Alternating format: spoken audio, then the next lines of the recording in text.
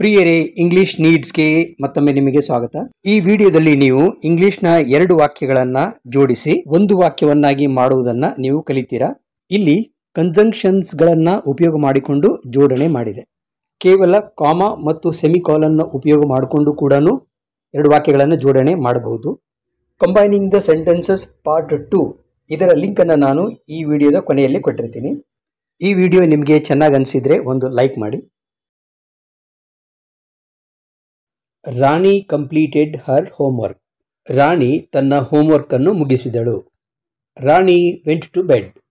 ರಾಣಿ ಮಲಗಲು ಹೋದಳು. ಇಲ್ಲಿ 2 ಆಕ್ಷನ್ಗಳಾಗಿದ್ದಾವೆ. ಒಂದರ ನಂತರ ಇನ್ನೊಂದು ನಡೆದಿದೆ. ಮೊದಲು ಹೋಮ್ವರ್ಕ್ ಮುಗಿಸಿದ್ಲು, ನಂತರ ನಿದ್ದೆಗೆ ಹೋದ್ಲು. ಇಲ್ಲಿ ನಂತರ ಅನ್ನೋ ಒಂದು ವರ್ಡ್ ಬಂತು. ಅಂದರೆ ಇಂಗ್ಲಿಷ್ನಲ್ಲಿ ಆಫ್ಟರ್ ಅಂತೀವಿ. ಆಫ್ಟರ್ ಕಂಪ್ಲೀಟಿಂಗ್ ಹರ್ ವರ್ಕ್, ಅವಳ ಹೋಮ್ವರ್ಕ್ ಅನ್ನು ಮಾಡಿದ ನಂತರ, ರಾಣಿ ವೆಂಟ್ ಟು ಬೆಡ್. ಇದೇ ವಾಕ್ಯವನ್ನು ಹಾಸಿಗೆಗೆ ಹೋಗುವ ಮೊದಲು ರಾಣಿ ತನ್ನ ಹೋಮ್ವರ್ಕ್ ಅನ್ನು ಮಾಡಿದಳು ಅಂತ ಕೂಡ ಹೇಳಬಹುದಾ? ಇಲ್ಲಿ ಮೊದಲು ಅಂತ ಬಂತು, ಅಂದರೆ ಬಿಫೋರ್. ಹಾಸಿಗೆಗೆ ಹೋಗುವ ಮೊದಲು ರಾಣಿ ತನ್ನ ಹೋಮ್ವರ್ಕ್ ಅನ್ನು ಮಾಡಿ ಮುಗಿಸಿದಳು. ಇದನ್ನೇ ಇಂಗ್ಲಿಷಲ್ಲಿ ಬರೆದ್ರೆ before going to bed Rani completed her homework.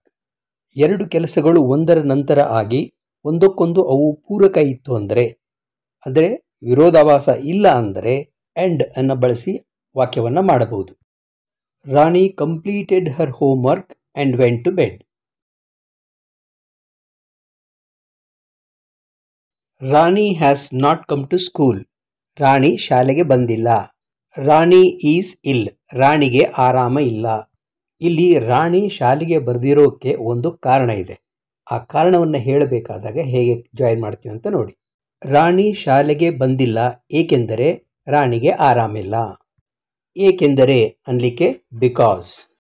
Rani has not come to school because she is ಇಲ್.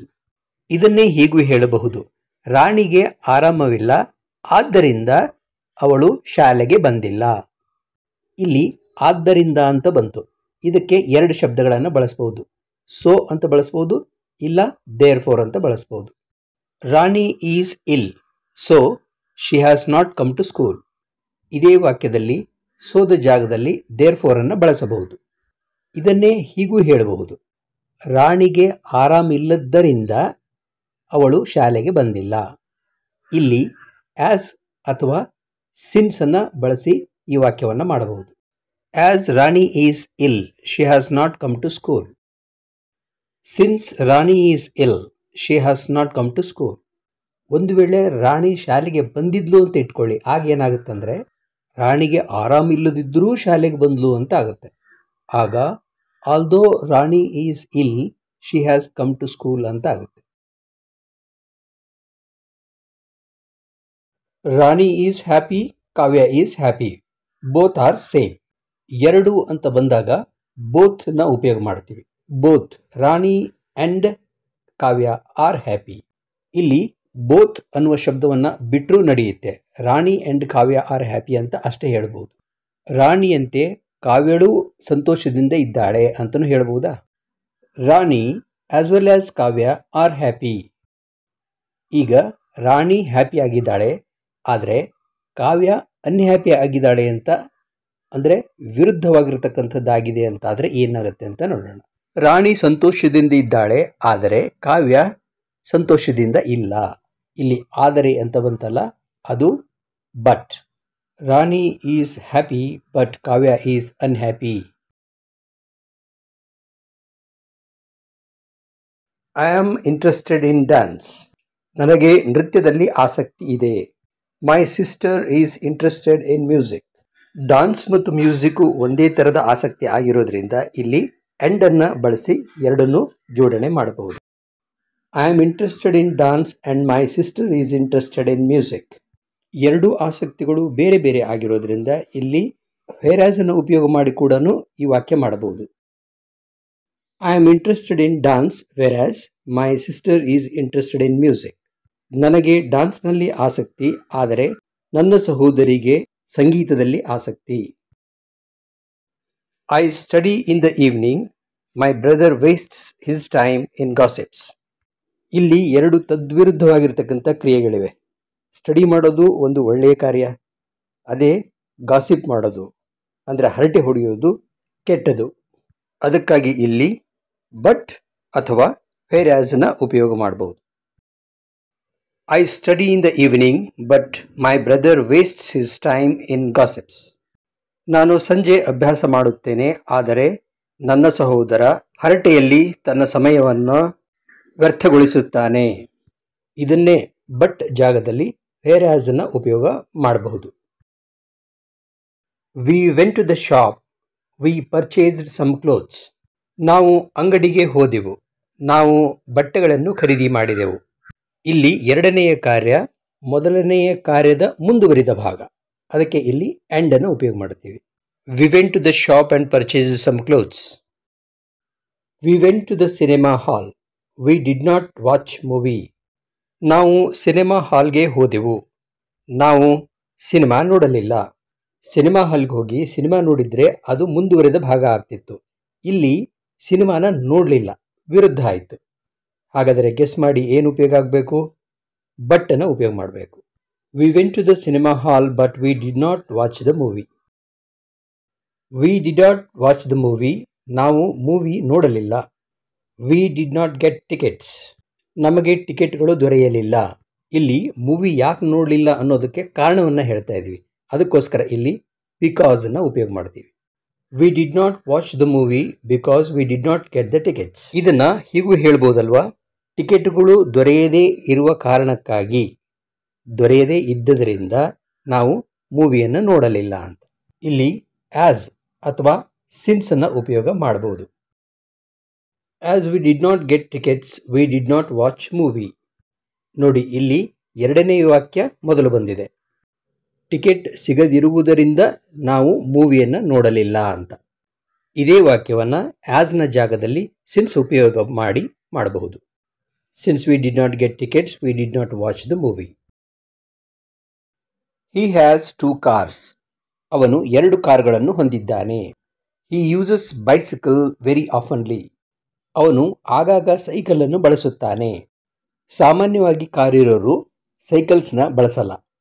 ಹಾಗಾದರೆ ಇವೆರಡು ಒಂದಕ್ಕೊಂದು ಪೂರಕ ಅಲ್ಲ. 2 ಕಾರುಗಳು ಇದ್ರೂ ಇವನು ಬೈಸಿಕಲ್ನ ಬಳಸ್ತಾನೆ ಅಂತ. ಈ ಇದ್ರೂ, ಇದ್ದಾಗ್ಯೂ ಅಂತೀವಲ್ಲ, ಅದನ್ನು ದೋ ಆಗಲಿ ಅಥವಾ ಎಟ್ ಆಗಲಿ ಅಥವಾ ಎರಡನ್ನೂ ಸೇರಿಸಿ ಕೂಡ ಬಳಸ್ಬೋದು. Though he has 2 cars he uses bicycle very ಆಫನ್ಲಿ. ಇದನ್ನು ಹೀಗೂ ಹೇಳ್ಬಹುದು.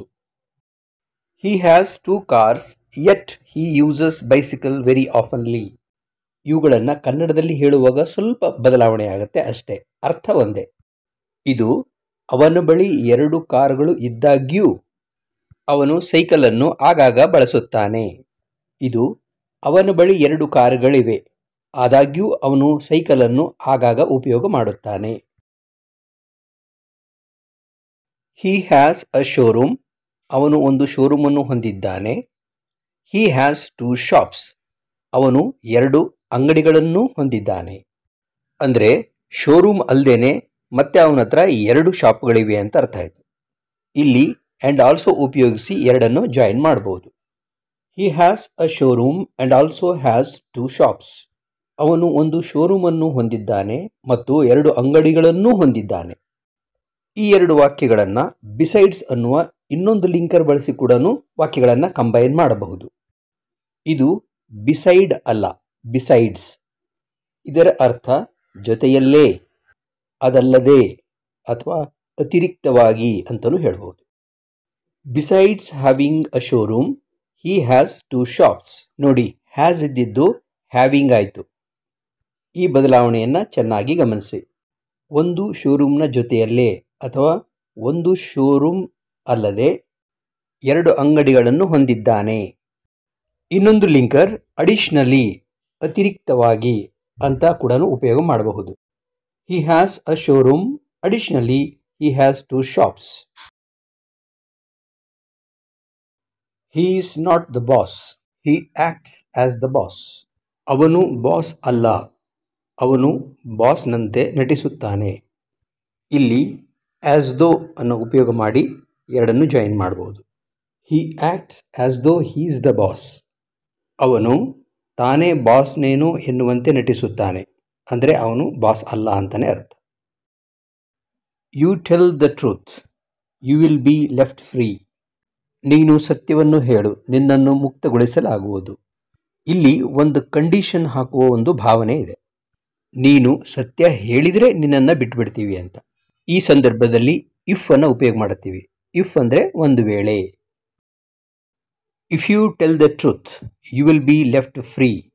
ಒಂದು ವೇಳೆ ನೀನು ಸತ್ಯವನ್ನು ಹೇಳಿದರೆ ನಿನ್ನನ್ನು ಮುಕ್ತಗೊಳಿಸಲಾಗುವುದು. ಇದೇ ವಾಕ್ಯವನ್ನು ಇಫ್ ಮಧ್ಯೆ ಬರುವಂತೆ ಕೂಡ ಹೇಳಬಹುದು. ಹೀಗೆ, you will be left free if you tell the truth. ಸತ್ಯ ಹೇಳಿದ ಮೇಲೆ ಫ್ರೀ ಬಿಡ್ತೀವಿ ಅನ್ನೋದು ಮುಂದಿನ ಒಂದು ಪ್ರಕ್ರಿಯೆ. ಅದಕ್ಕೋಸ್ಕರ ಆ್ಯಂಡ್ ಕೂಡ ಉಪಯೋಗ ಮಾಡ್ಬೋದು. Tell the truth and you will be left free. Part 2ದ ಲಿಂಕ್ ಇಲ್ಲಿಯೇ ಇದೆ. ಇದರ ಮೇಲೆ ಒತ್ತಿ ನಿಮಗೆ ಅದು ಸಿಗುತ್ತೆ.